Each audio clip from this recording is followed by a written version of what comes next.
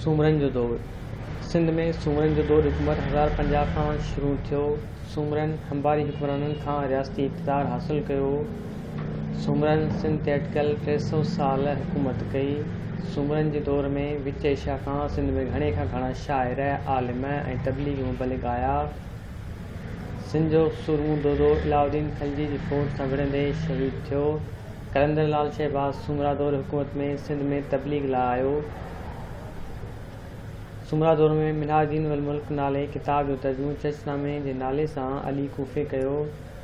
सूमरा दौर हुकूमत में पीर सदरुद्दीन जी ठाहियल लिपीअ खे फ़ाशकी लिपि चयो वेंदो आहे।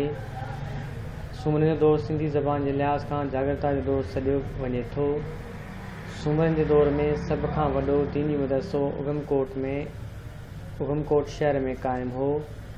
शाइरी जे लिहाज़ खां सूमरनि जे दौर खे चारणनि ऐं भाननि जो दौरु पिणु सॾिजे थो।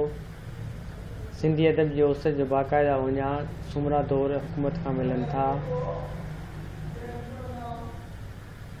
सूमरा दौर हुकूमत खे सिंधी अदब जो बुनियादी दौरु चयो वञे थो। सूमरा दौर हुकूमत में अरबी ऐं सिंधी जूं सरकारी ज़बानूं हुयूं। सूमरनि जे दौर खे सिंधी अदब जो क्लासिकल दौरु पिणु चइजे थो। ससी पन्नू सूमरनि जे दौर जो पहिरियों नसरी दास्तान आहे। दोदो चनेसर सूमरनि जे दौर जो पहिरियों जंगी दास्तान आहे। शाइरी जी सिंफ़ गनान सूमरनि जे दौर खां शुरू थिए थी।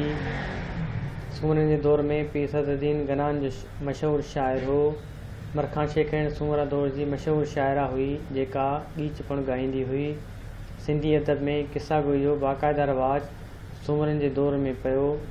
सूमरा दौर जी सराइकी शाइर बाबा फ़रीद गंज शकर जा सिंधी दुआ आगा सलीम हथकरे सिंधी अदब में मुतारफ़ कया।